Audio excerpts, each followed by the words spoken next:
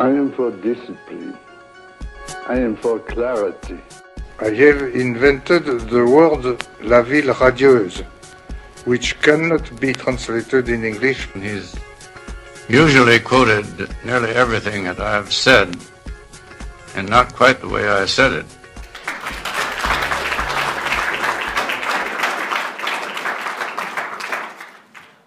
Thank you very much, Fergus, and thank you to you and to the AAI for inviting me here tonight. It's wonderful to be here and wonderful to see all of you here too.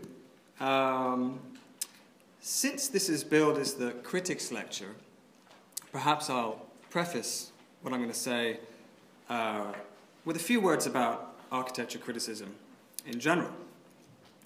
It's a truth universally acknowledged, it seems, that there is a crisis of criticism. I've never seen more hand-wringing about the state of criticism, more conferences about criticism, more courses teaching criticism, or more invocations of the term critical thinking. All of which would seem to suggest that the animal is not dead yet.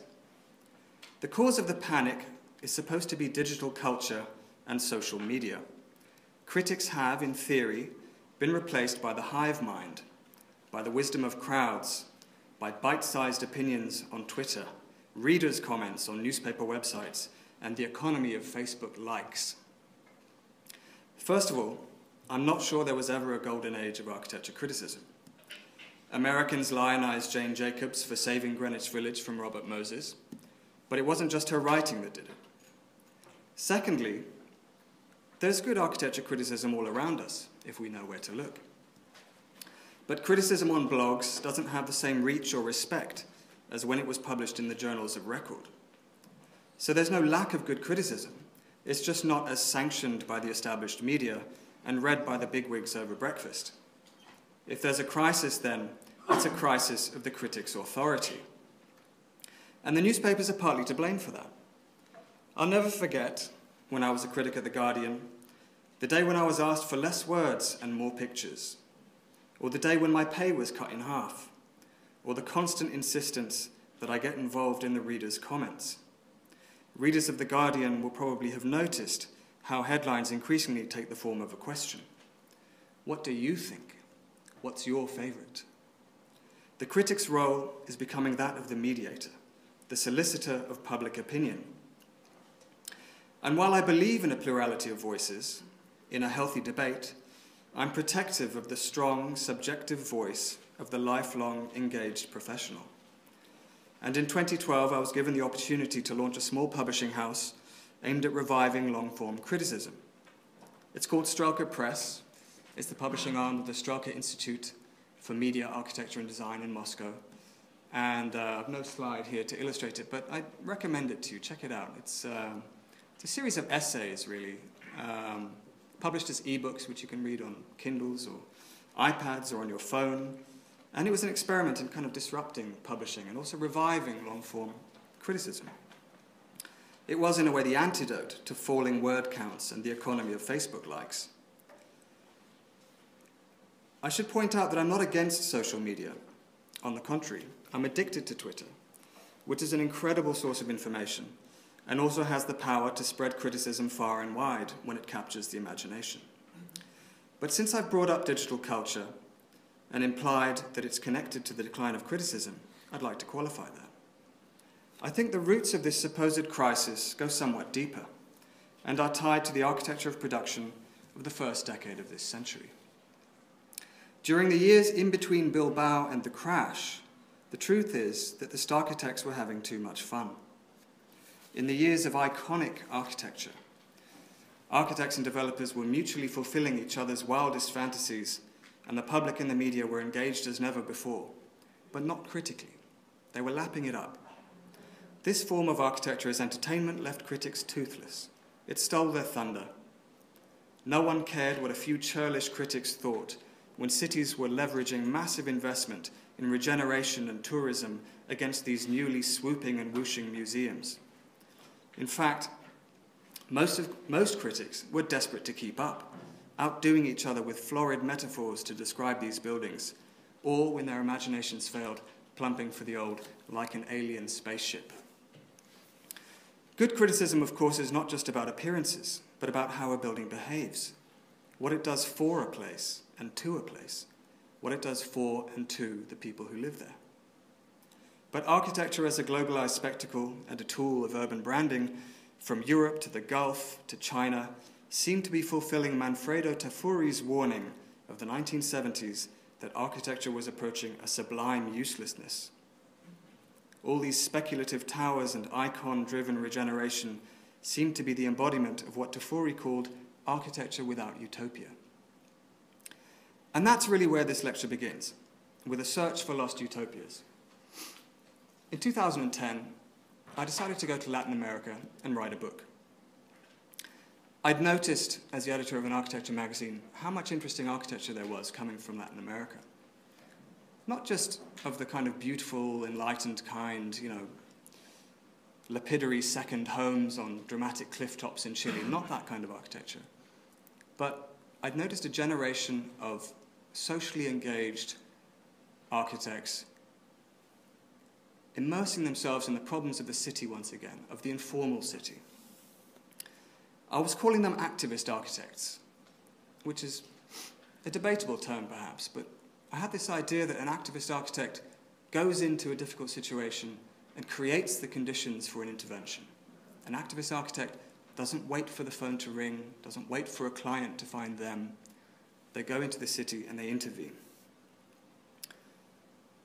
But when I started my research, I realized that Latin America has a history of testing radical ideas in city making.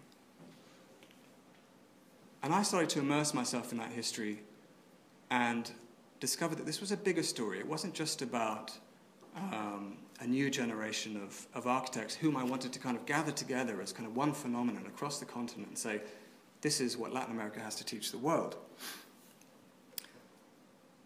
Today, everyone's talking about urbanization in China and Africa. They'll quote scary statistics about the rate of urbanization, the number of people moving to those cities per second, the number of million people cities we need to build a year to cope with the onslaught. The fact that, this cliche that more than half the world now lives in cities.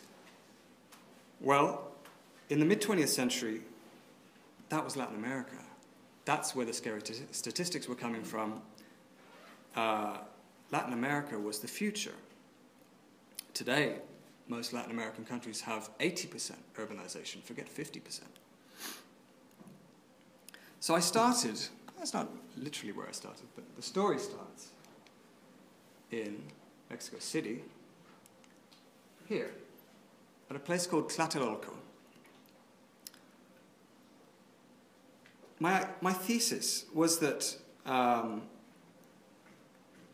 Latin America was where the European idea, this kind of modernist idea of rationalist kind of utopia, gets taken to its logical conclusion.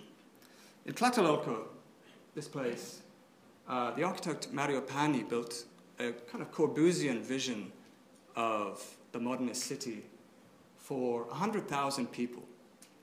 This is 15,000 units, finished in 1964.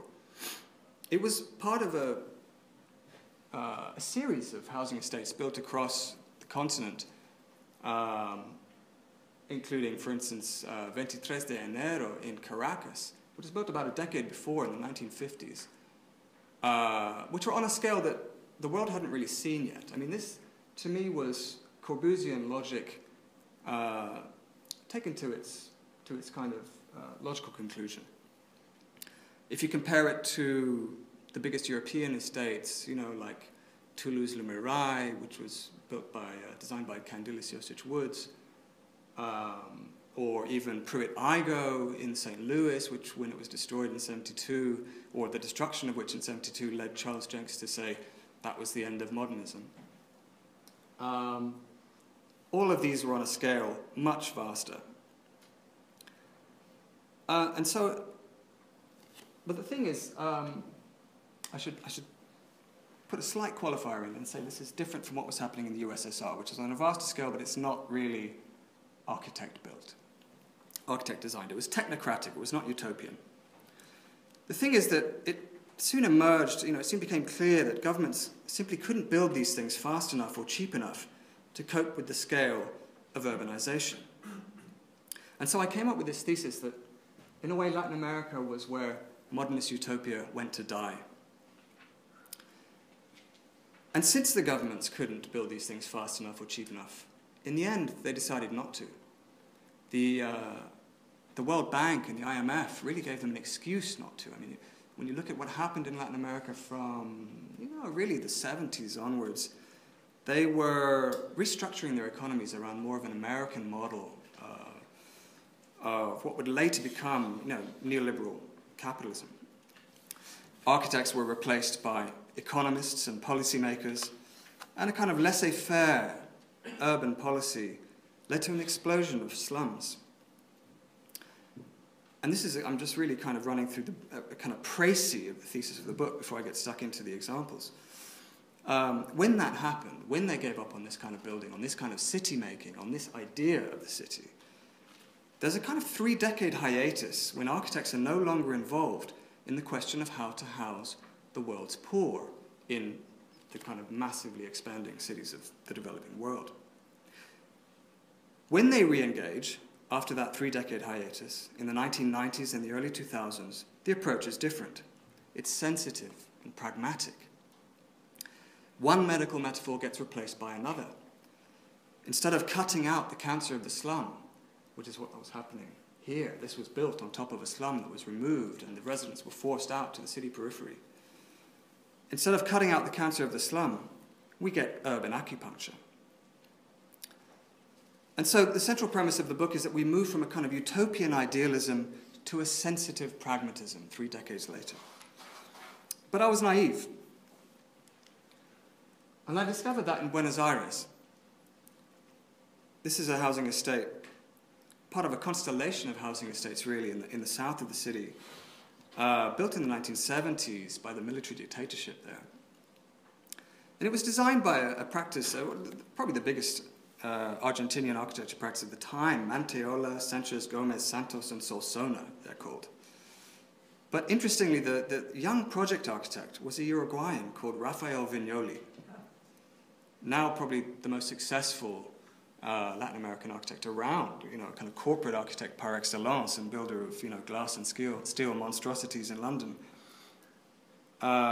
In those days, he was building social housing like this. And this, although it's a kind of crumbling hulk, has some idealism within it. But I soon discovered that it was far from the kind of utopian vision of city making that I'd imagined. First of all, built by a military dictatorship that was disappearing people, built to buy loyalty from the unions, from the military and the police, built to drive the economy, built to enable massive corruption in the construction companies. Vignoli had this idea that they were building a new kind of social cohesion, that in a country where social cohesion happens through religion and through the unions, he was trying to create social cohesion through the block or through the cove, where these buildings were all arranged in coves. It was a kind of social engineering in a way, but of course it was, it was a victim of all the kind of mistakes of that kind of massive modernist planning. It's thoroughly decrepit now.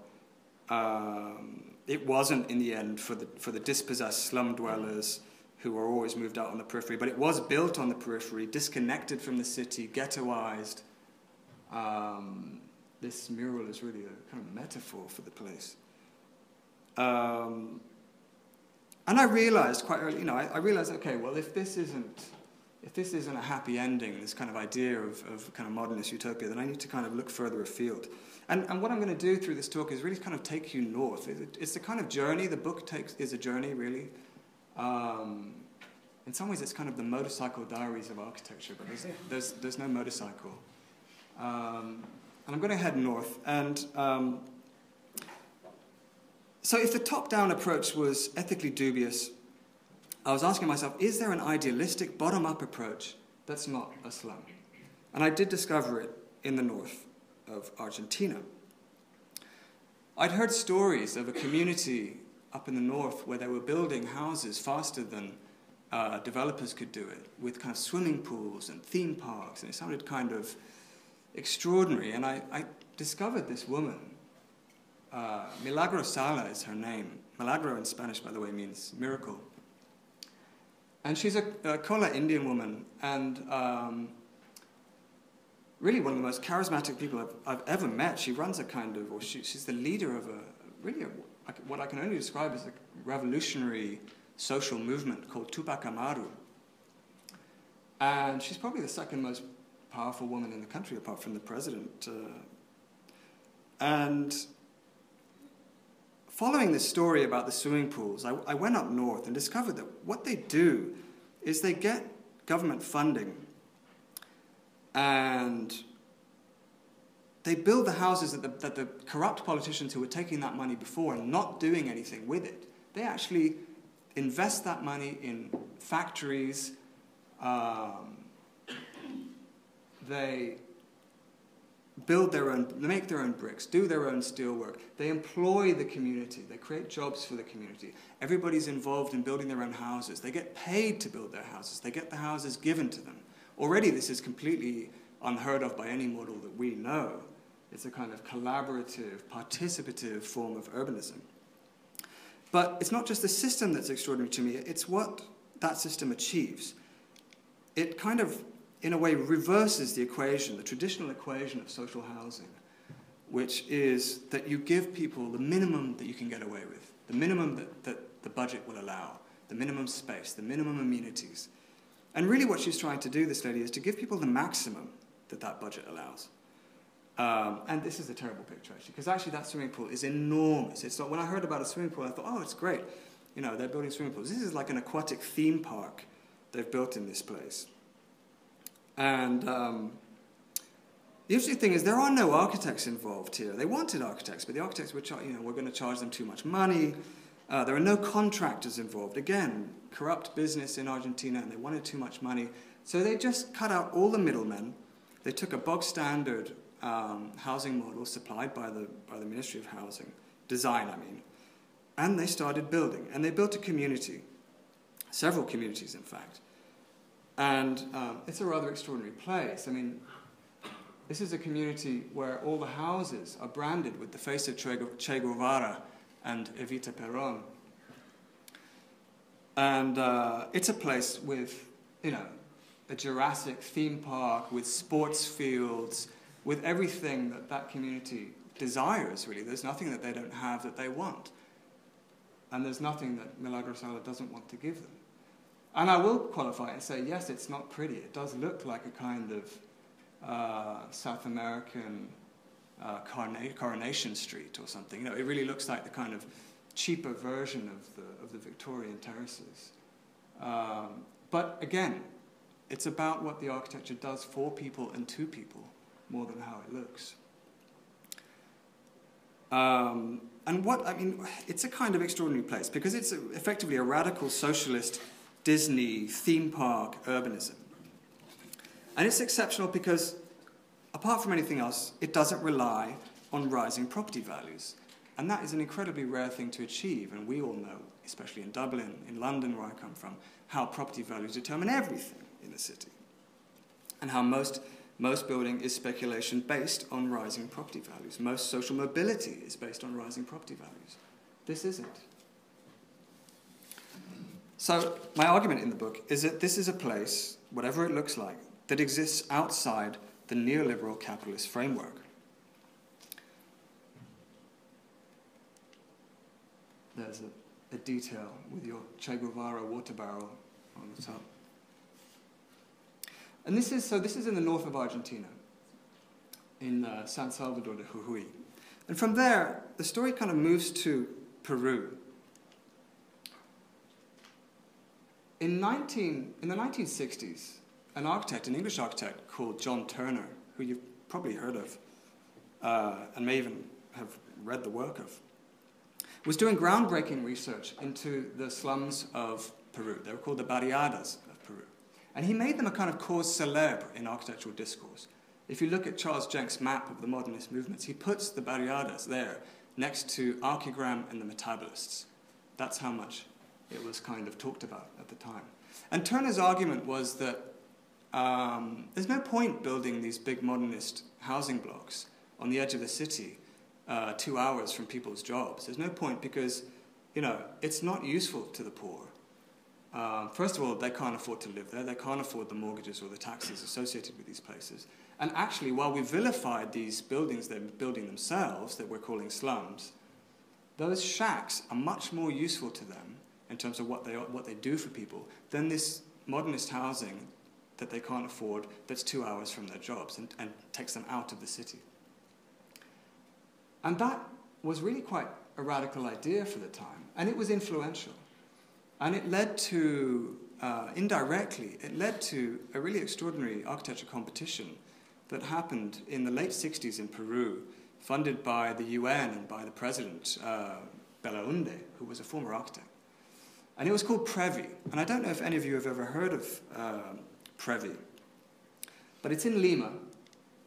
And it was, I mean, the amazing thing about it was that many of the most famous architects of the time, James Stirling, Aldo van Eyck, Christopher Alexander, the Metabolists, Candilis Josich Woods, they were all shipped over to Peru to work on this competition. And the idea was that they were going to kind of build a kind of modernist city model that was not a tower block or a kind of mega block in the manner that we saw earlier, but was based on, was houses, and that was kind of expandable housing. So the idea was, in effect, to be influenced by the self-building of the barriadas, of the slums, but to create housing that people could expand themselves. Because the one thing that you can't do in a tower block or in a mega block is expand. When your family grows, basically you just subdivide. You become denser and denser within the flat. And Latin American generations kind of stick together. They like to kind of, it's a very kind of familial culture. And so they have this enormous competition. It's kind of like a housing Olympics, and they want to kind of choose one model that they're going to roll out, one successful house typology that they're going to roll out at a vast scale. And they spend huge amounts of money on it. But it becomes a kind of victim of historical events, really. The president gets overthrown in a military coup. The competition carries on, but they can't choose a winner. So in the end, they decide to build all of them. I think there were like 26 different typologies. They decide to build all of them in one place, like 10 each or something like that, or maybe 20 each. And consequently, they built this kind of extraordinary place, probably with the most diverse housing typologies of any social housing project you'll see anywhere.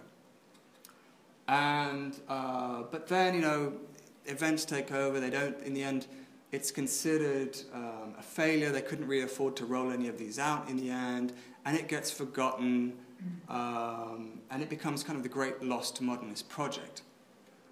But in the intervening years, in that kind of 30-year hiatus after it was kind of forgotten about, these houses start to grow. They start to change, morph. They become almost like kind of popcorn, where the kernel is the original architect-designed idea. This is a house by Charles Correa, by the way. Well, it was once a house by Charles Correa. This is a set of houses by James Stirling. Originally, these would have just been, you can recognize the porthole windows there from his Runcorn housing. Originally, these were all one-story buildings, and many of them now are 3-, 4-story buildings. Many of them are totally unrecognizable. They've completely morphed into these kind of weird suburban pastiches, really, but also kind of extraordinary structures that aspire to a certain kind of bourgeois existence that they could never have dreamed of living, you know, back in the 1960s and 70s when they first took ownership of these homes. And my argument is that Previ somehow almost, it's had this kind of perfect DNA and by accident grew into this wonderful community with, I mean, okay, this is not the most, that bit of graffiti is not kind of the most salubrious thing, but these gardens were all designed by Aldo van Eyck, and generally, I mean, the place has this extraordinary kind of walkable streetscape. One woman described it to me as a kind of labyrinth for lovers. And it's this kind of radical idea really. But 40 years later, long after it's forgotten, this idea is reborn in Chile, and in an example that many of you will know.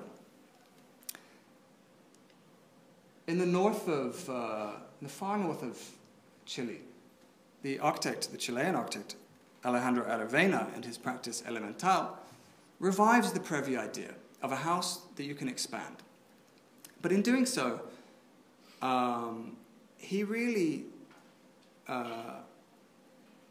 again, reinvents the kind of equation of social housing with something very, almost kind of brutally reductive, which is if you don't have enough money to build poor people a house, build them half a house. If you've only got half the money, build them half a house.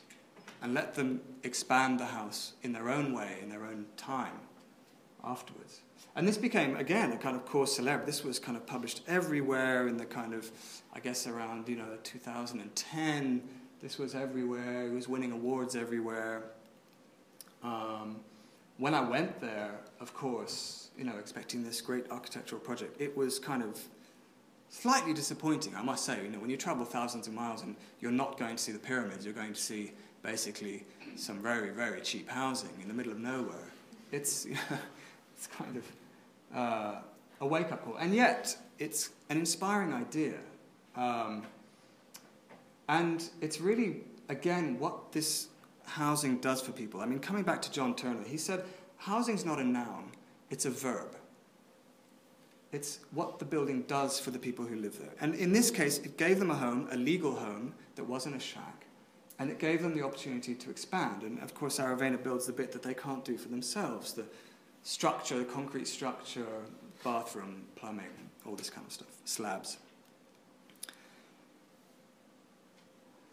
So what's interesting about this for me is that it's a kind of participative form of architecture. Not only does it allow people to expand, but it's basically a platform for people. It becomes this, as they fill in the voids between the buildings, it becomes no longer the architect's kind of perfect drawing, but something much more idiosyncratic, something much more personal, diverse. The streetscape becomes unpredictable, but I have issues with it. As much as this has been celebrated, I do have issues with it. It raises many questions in my mind that I've never fully been able to resolve, which is, is it too pragmatic? On one level, it's the definition of pragmatism, building people half a house and letting them build the rest themselves. Is it really right, if you're going to build people housing, to let them build the rest in their own time, people who work hard already? Is it good urbanism? I think it's good. I think it's clever, very clever architecture, but whether it's good urbanism is a different story. I think that if you expanded this on the scale of the city, at the scale of the problem, what you get really is a kind of compromised version of the same mistakes that the modernists made, which is that if you expand that, at a major scale, you get a kind of monoculture, which is exactly what we don't want. It's exactly what we learned at Previ, which is that what's interesting about it is the sheer diversity of typologies and scales and the kind of diverse streetscape. And the funny thing about it is that this is all happening in Chile, which is really, like, per capita the richest country in South America. Effectively, over several years since he started this project, the housing budget in Chile doubled twice. And in the end, what he starts doing is building these very nice houses. I mean, this to me looks like, perfectly acceptable middle-class housing, not social housing, which is what it is. But here, people didn't have to expand. They didn't have to do anything. I mean, it was just... And Aravena himself is kind of incredibly disappointed with this. He's just bored by it. He wants to see people's interventions in the building. That kind of, he wants to see that expressed in the facade. Personally, if I was them, I'd be happier with this. So I think there's some kind of tension there in terms of him wanting to see the idea expressed in an architectural form. And for me, if I was a customer, if I was a kind of recipient of one of these houses, I'd much rather just get a good house. But nevertheless, I think if you took that model to Africa or to India or to places which are much poorer than Chile, then it would be tested properly. Then it could be a truly radical idea. From Chile, I'm going to jump to Rio. That is a kind of fairly cliched image of Rio. But if you look there, that's the slum of Vidigal. And it really struck me at some point. I mean, you know, when I read a story early last year, I think it was in Der Spiegel, about European migrants from Portugal and Italy moving to this slum and to several other slums. And I thought that's an extraordinary thing. You know, we've vilified slums for decades, and suddenly Europeans are moving. You know, even many Cariocas living here wouldn't dream of moving in there.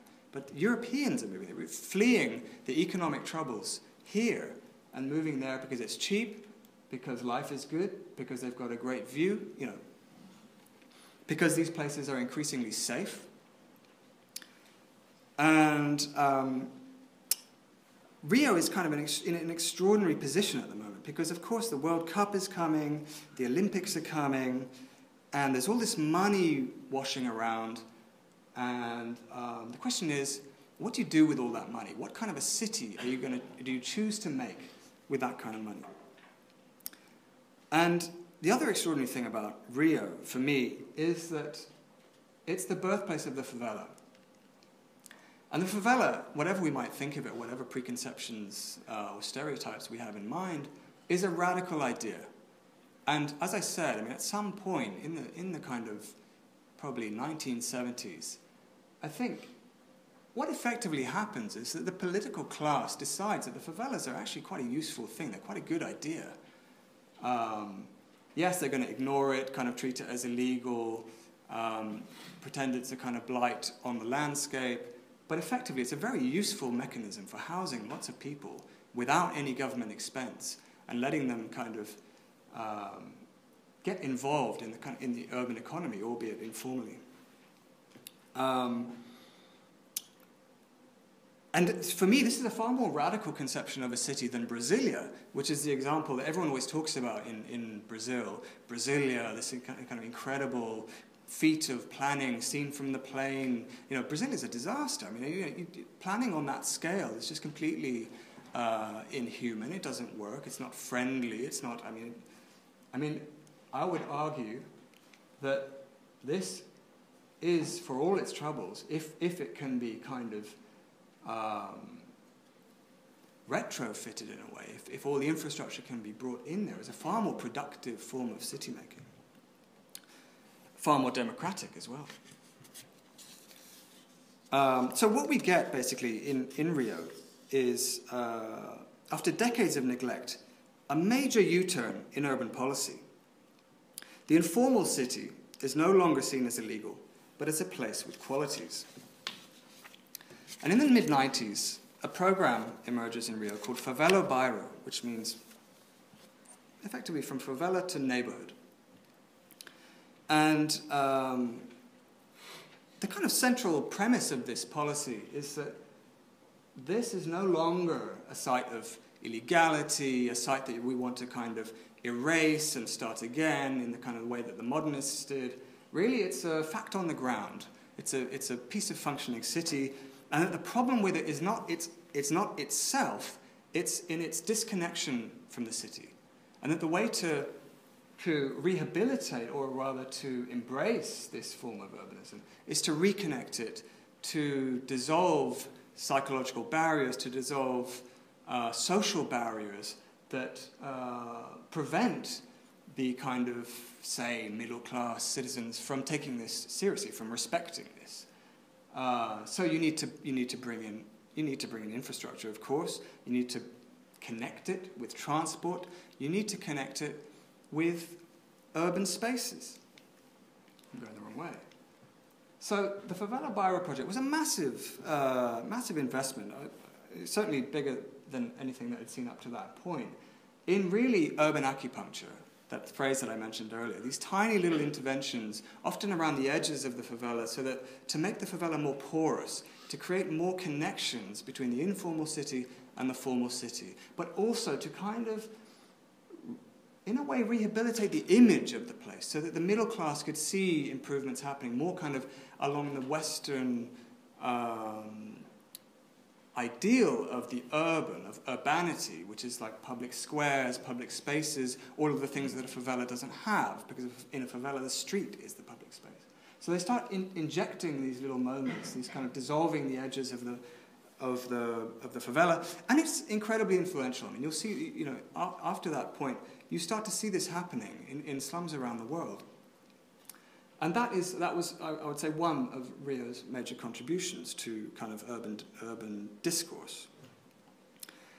But with the Olympics and the World Cup, of course, things get a little bit more basic. And so you start to get these massive military invasions of the favelas. This is a UPP post in Alemão.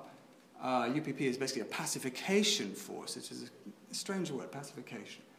As if it's a kind of war zone. I mean, these people didn't really need pacifying, but what they did was basically root out, or try and root out, the drug crime that was really endemic in the favelas, and still is in many favelas.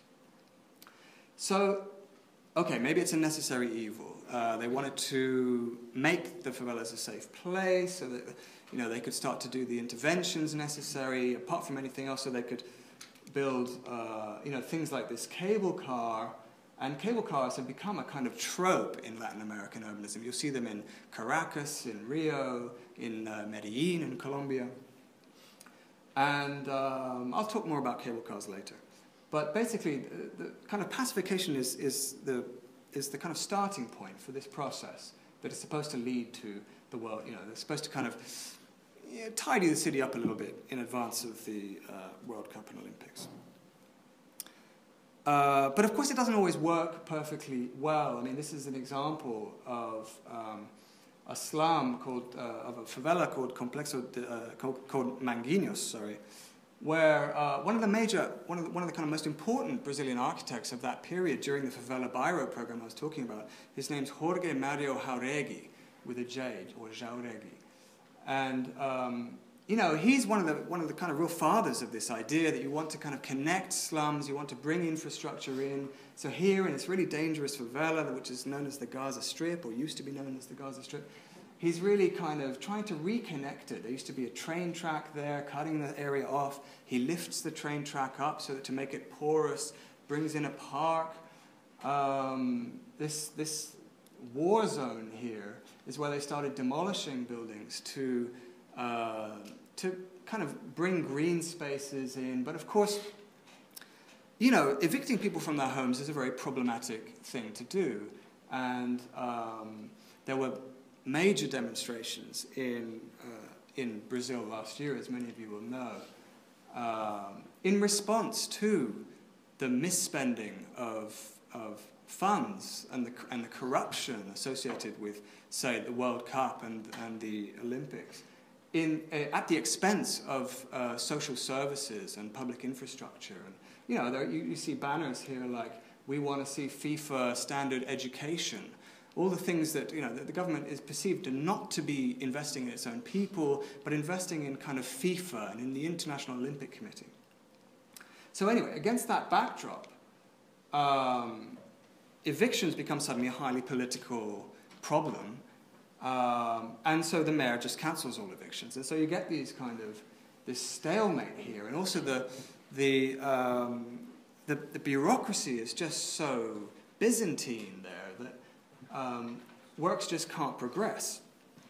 And I don't want to dwell on this, but basically they just come around and, you know, you get houses left there because of some legal impasse, and they'll come and just spray paint a number on your door, and that's that's your eviction number effectively. It's a very kind of brutal urban process, even if it has kind of slightly, you know, enlightened ambitions. So I mean, there's no kind of happy ending in Rio. The argument is really that this is a place that where the politicians are forgetting to ask who is the city for, and I think we're going to see this year really one of the first truly political World Cups, and certainly in 2016, the first truly political Olympics, probably since Mexico Olympics in 1968, where at that very housing estate we saw at the beginning, Tlatelolco, government troops massacred hundreds of students who were demonstrating against them right before the Olympics, because they didn't want any trouble before the Olympics. I think we're going to see something like that. I mean, not killings, but we're going to see major social unrest. And Rio is a place right now fighting for the soul of the city. And all of these things, gentrification, evictions, investment in the city, I think, certainly with major sporting events, we need to just reinvent those things. We need to reinvent what they're for and how they're used and who they benefit, because it's just a corrupt racket. And from Rio, I go to Caracas in Venezuela, the capital of Venezuela, and I'm there in kind of the last days of the Chavez government. And this is, as you can see, as this picture illustrates perfectly, this is a truly divided city. Caracas is home to probably the largest slum in the world, Petare, which you can see here. And it's a city where the book is really kind of engaged with a practice called urban think tank, who you'll probably have come across. And they were really one of the first practices in the mid-90s to kind of get involved in the favelas and to rediscover some kind of quality that was worth engaging with in the favelas, and to kind of create a practice set in those communities. And they start off, they start getting attention with, okay, I'll talk about this. So this is kind of Venezuela's answer to Tlatelolco in Mexico City. It's called 23 de Enero, built by another dictator. And Caracas is a place that produces, as we'll see, strange hybrids. So, that's the kind of modernist vision of super blocks set in gardens, lots of space around them, and then, they get abandoned, they get ghettoized as usual, and give it 30 years, and you have this strange hybrid where it's a kind of modernist housing slum, where the modernist blocks become almost the bones, fleshed out by the favela. It's a strange kind of informal, formal hybrid. And really what the book is trying to do all the way through is to not judge these things as failures, but to really look at them as new forms of new urban ideas, new urban models.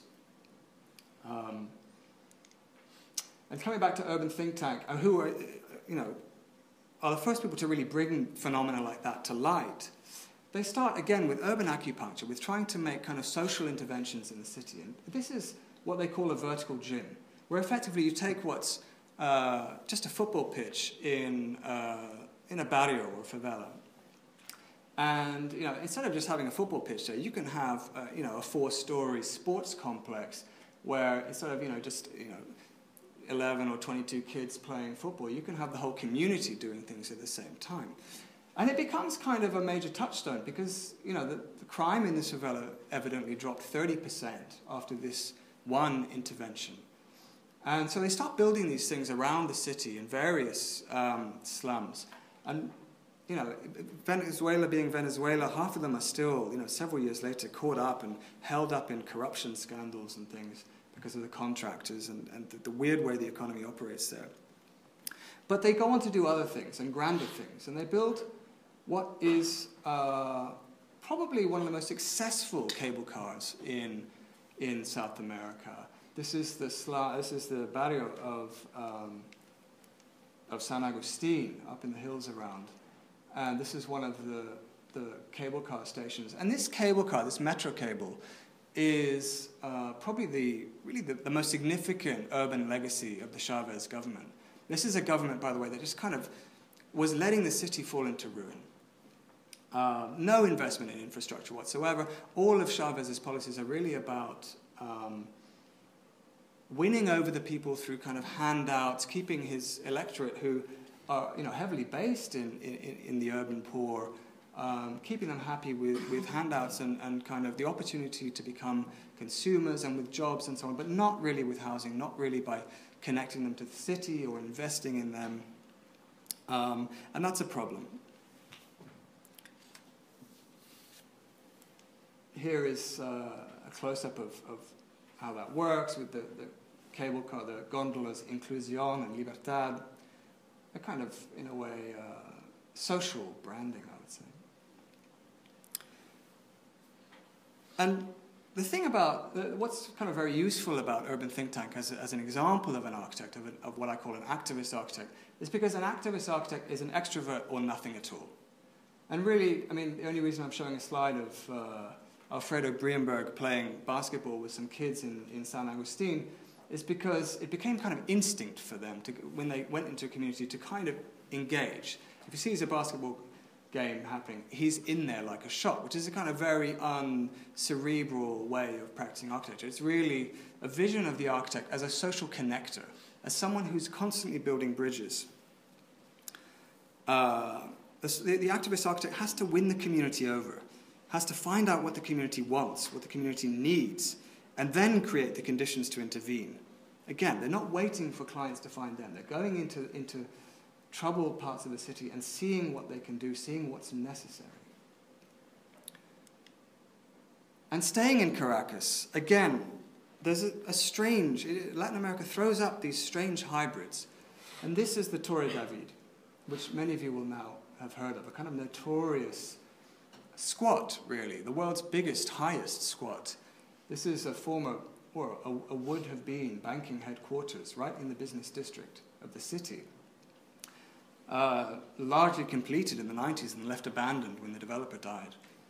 And it's now being squatted by 3,000 people. And this is an elevator. This is a skyscraper with no lift, no elevator. And in a way, this is a non-typology, right? I mean, the skyscraper only exists because of the invention of the elevator. So this is effectively a new typology. And you can see it's a kind of, I mean, you know, people call it a vertical slum. I mean, Urban Think Tank, who have studied this, you know, at great length, and we put on an exhibition about this in Venice in 2012, they prefer to call it a vertical village. But you can see the kind of informalization of this facade, a kind of barrio vernacular taking over what was once a kind of postmodern mirrored glass corporate speculation. And what's kind of fascinating about this building, I mean, apart from, I mean, there's so many things that are fascinating about it, but what's interesting about it is partly that it's a symptom of Caracas' failed economy and Chavez's demagogic politics, because of course he hasn't built enough housing for people, and so he's encouraging them to occupy derelict spaces. It becomes almost a kind of policy that people can occupy empty spaces. So down the road from here is a mall, which has now been turned into impromptu housing. But what's really interesting about this is the idea of a kind of corporate symbol being reappropriated and redistributed among the poor. Not by someone, but by themselves. This is 45 stories high. A pretty extraordinary thing to do. And gradually they take it over. When the floods come, people leave their homes and they find this place and they occupy it gradually and they call their friends, and soon it becomes a community. They organize themselves. They put in infrastructure. They bring in electricity legally. They pay for electricity. They bring in water. They structure, they organize things around nominal rents and allocation of spaces. And I mean, I would argue it's a kind of urban laboratory. I'd also argue it's a kind of pirate utopia, to use the phrase that Hakim Bey uses about the TAZ, the temporary autonomous zone. It's a place where it's kind of in between the legal and the illegal. I mean, it's not illegal because Chavez kind of tolerates squatting. On the other hand, when we did our exhibition in Venice, it caused a huge kind of brouhaha in Venezuela. Chavez found out about it, and then he pretended, you know, on TV, someone asked him about it, and he pretended not to know about it. And then he said, oh, we're going to find houses for all of these people. But in the end, of course, he never did. So, I mean, for the time being, this community still exists there. And this is the atrium, which is where they have their community meetings. It's a kind of forum for participative self-organization, really. As I said, there's no lift, so you have these incredibly precarious situations. It's an incredibly, in a way, dangerous place to live. It's not ideal. I'm not trying to kind of idealize this. And yet it is, in a way, what I'm doing is celebrating the kind of extraordinary hardiness and resourcefulness of people who can rehabilitate a structure like this. And there are also kind of aspirations to middle-class living inside, you know, to a kind of bourgeois existence, and the kind of the interior of almost a kind of Surrey suburban home.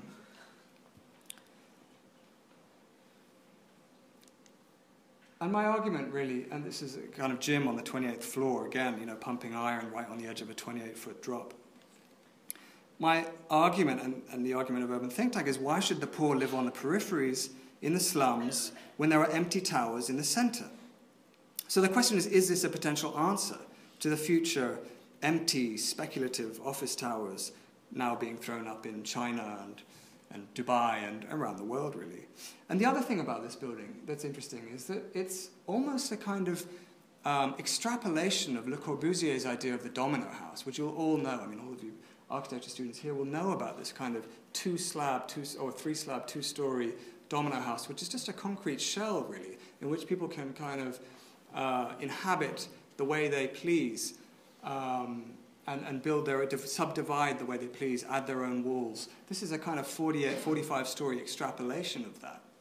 And the other thing that's extraordinary about this building is that it's one of the rare cases I've ever come across where people have had the opportunity to determine the terms of their own existence.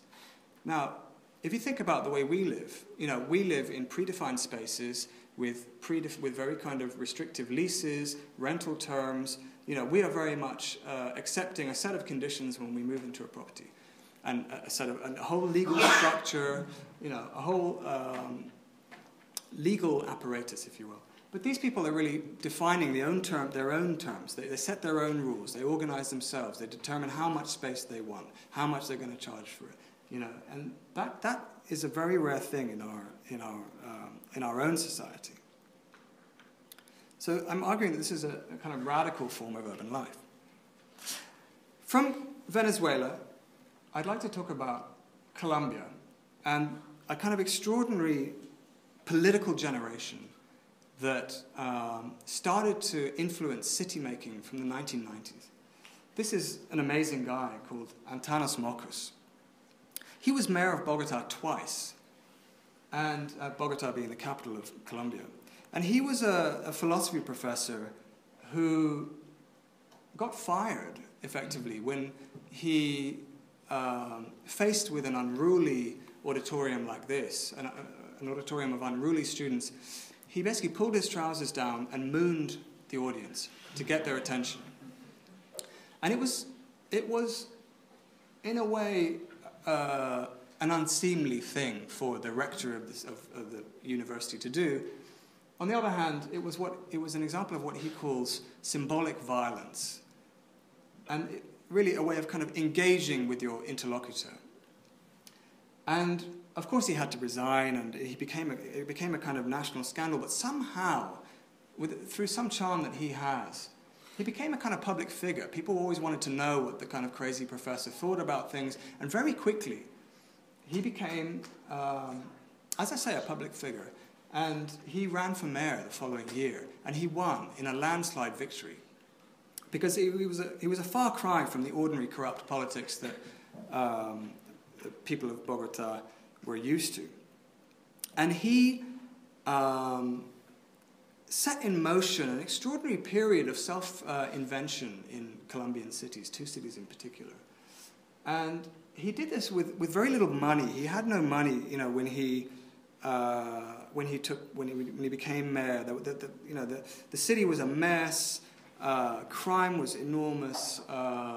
Death rate, homicides were through the roof. Traffic was terrible. The city finances were in disorder. So he didn't have the money, but he did have his pedagogical skills.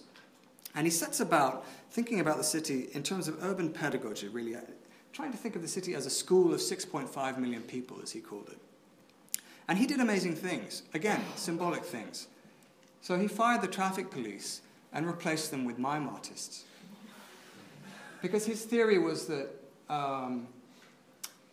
that because the traffic police were corrupt anyway, the citizens were more likely to respect humor, to be shamed, or they're more likely to respond to being shamed or embarrassed for behaving illegally, for jaywalking and so on, than they were to be getting a ticket from a corrupt traffic cop. And this becomes a major, again, this is well known, you may even have come across this. And he did all kinds of similar, he made all kinds of similar gestures. He printed 350,000 red cards, like the ones that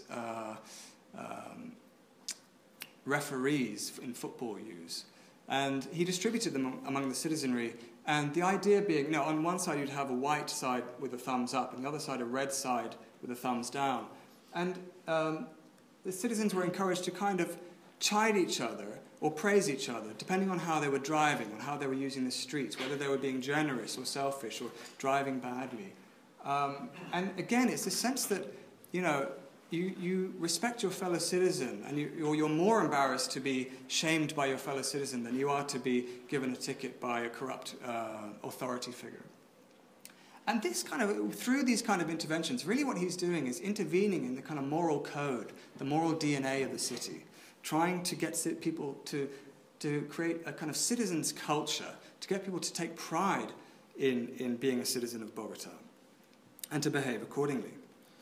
And, you know, he does other things, you know, he melts guns and turns them into spoons. And the funny thing about it is that this is not all,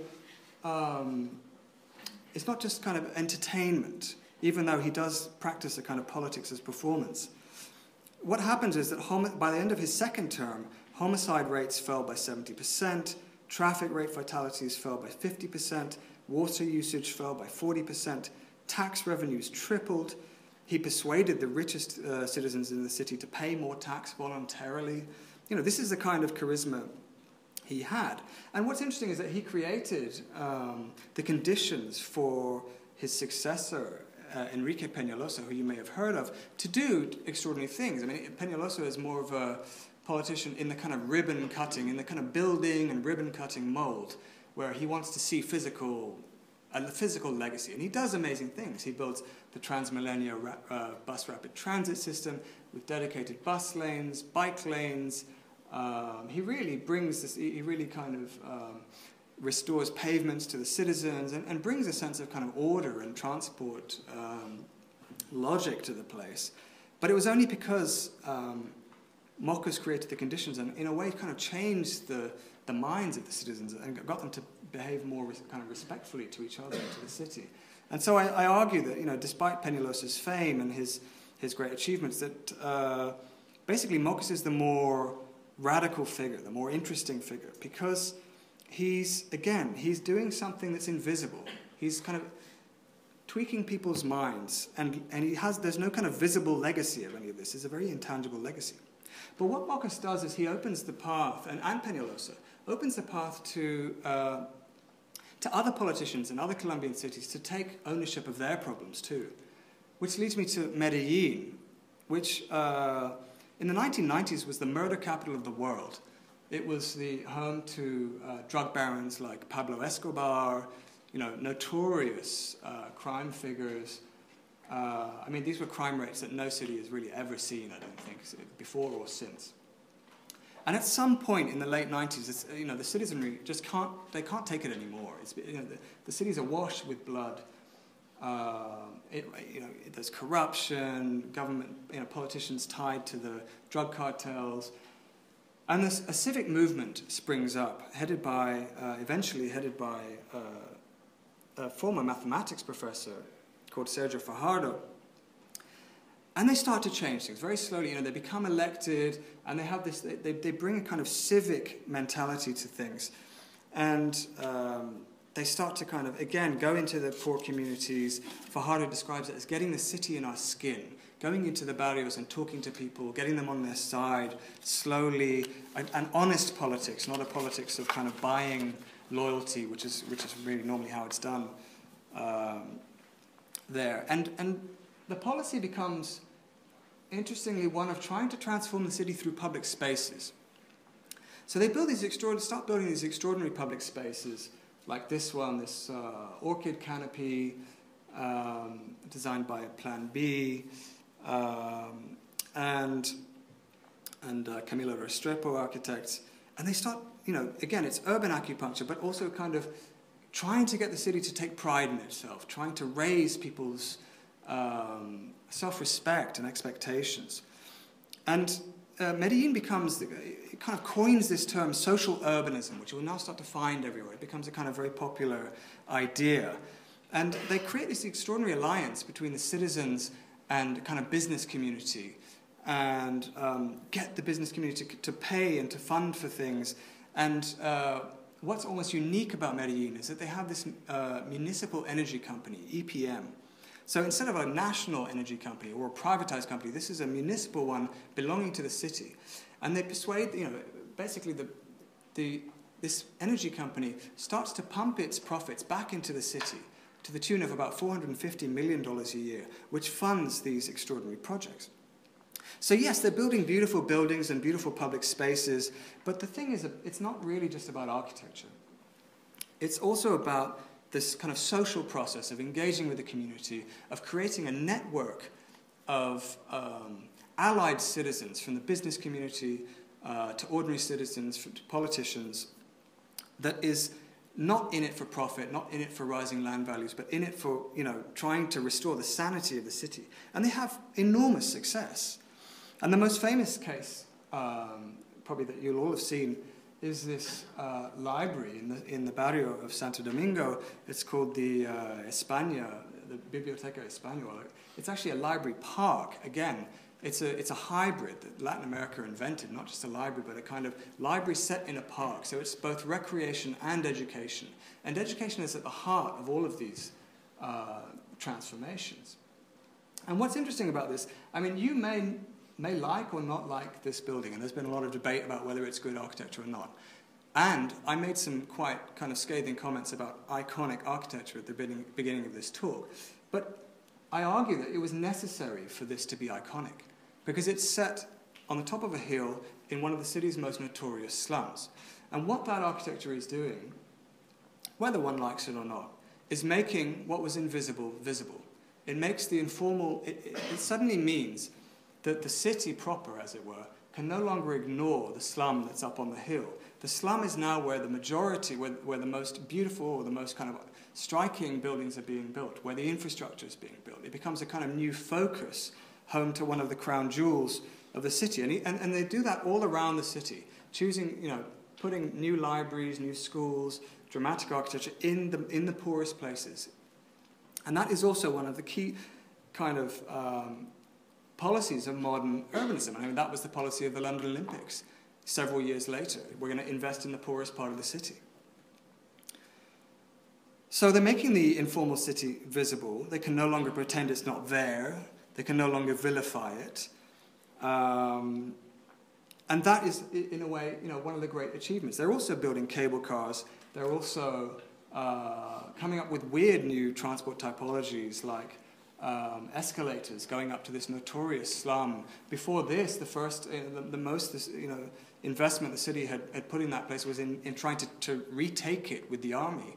So they're investing in the city again, reconnecting the slum to the formal city. And from Medellin, as I'm heading north, I end up in my final destination, which is Tijuana in Mexico, at the border of the US. This is the busiest border in the world, really. And it's a strange place. As you can see here, where in a park that used to be called Friendship Park, the border wall cuts right through it and into the sea. It's almost kind of surreal. And there's a kind of nice narrative logic to ending the story at the very north, where effectively the southern hemisphere meets the northern hemisphere, or to use the term that the local architect Teddy Cruz uses, at the political equator, where really he says there's this line running across the world which divides the global south from the global north, from the northern economies from the southern economies, politically and economically. And of course, we all think of that border being crossed by Mexicans heading into America, and it is. But it's also an extraordinary kind of extraordinary two-way exchange. So this is the landscape there, and this is a typical Tijuana barrio, which extends right along the valley there for about a mile. And this is the US, and this is the border wall, and this piece of infrastructure here, and this burn here, all built up to reinforce this border. And on one side you have a slum, on the Mexican side, and on the other side you have a nature reserve, on the rich kind of San Diego side. And what happens is that basically the rubbish washed down here through this canyon and blocked off by this burn, gets washed into, up through a gully here, gets washed into the nature reserve. At the same time, you've got American rubbish going in the other direction. Teddy Cruz describes this community as 100% productive. You know, it's not just not like an American consumerist economy, but just a 100% productive community where San Diego's waste goes and gets reinvented. And these are garage doors. All the houses in this canyon, or most of them, are made from disposed of garage doors from San Diego. And the landscape is built up. The foundations of these houses are built up with old tires from San Diego. And eventually, you get whole houses being shipped across the border, old kind of track houses from the post-war period, shipped across the border and just piled on top of each other, really. This is what Teddy Cruz calls a club sandwich urbanism. And he even gets the local maquiladora kind of manufacturing industry to start fabricating these space frames so that people can do this at scale. But what Teddy's point is not in a way to celebrate informality or to suggest that these people don't need help, which they do, on all kinds of levels, politically, economically, architecturally. The point is really to look at the principles in operation in the informal city in Latin America. And he starts to take these principles and to use them on the other side of the border in a community called San Isidro,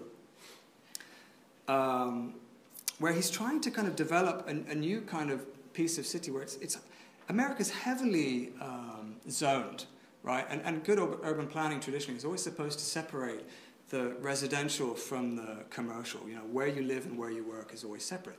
In the informal community, of course, those barriers don't exist. That zoning doesn't exist. Every space is being used to produce, to create, to sell. Maybe not within the home, but maybe underneath the home or next to the home. And so he starts, developing these typologies, these little urban typologies, which are incredibly dense not in terms of the number of people living there necessarily, but in terms of the functions that go on there. And Teddy says this amazing thing, which has become a kind of touchstone for me. And he says, we need a new concept of density. Density is still measured as a number of things, units per acre. Why not measure it as a number of social and economic exchanges per acre? And that's what he's trying to do here. Market stalls, which over time grow up to incorporate housing above them, with a community center and all kinds of this housing, guest housing, and all of this happening on tiny plots of land, very densely. And he'll kind of collide, an old people's home with daycare for kids, with a market, and all of the and this is very unusual in America. And so the point of, in a way, ending the book here is to suggest that, and of course Teddy is steeped in the lessons of Latin America. And the point is that somehow these lessons from the informal city of Latin America and the rehabilitation of the informal city are starting to penetrate this otherwise, rigid border, and they're starting to influence the scene there. And now, I'm in the position to end on quite an optimistic note, because Cruz is now embedded in the San Diego, in the mayor's office, and he has his own unit called the Unit of Civic Imagination.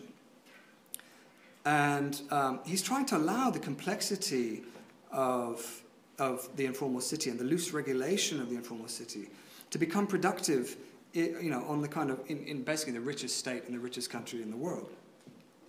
A state where basically people, defend to the death their right to live alone behind a kind of picket fence.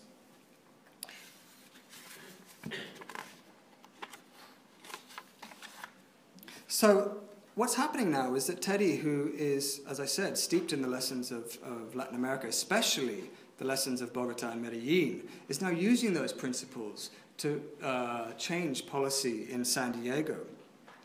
And he's even invited Antanas Mockus, the guy you saw in the Cape earlier, to come and work with the community in Tijuana and San Diego to kind of do the surveys necessary to see what they want. and to effect change. So Latin Americans are kind of coming into the American urban scene. And what will happen there remains to be seen. And it may be nothing, and it may be extremely radical. And really, that's where I'd like to leave it. I hope I have no idea how long I've been speaking, so you may all be, bored to tears by now. But that is basically where the book ends, on this extremely optimistic and strange note.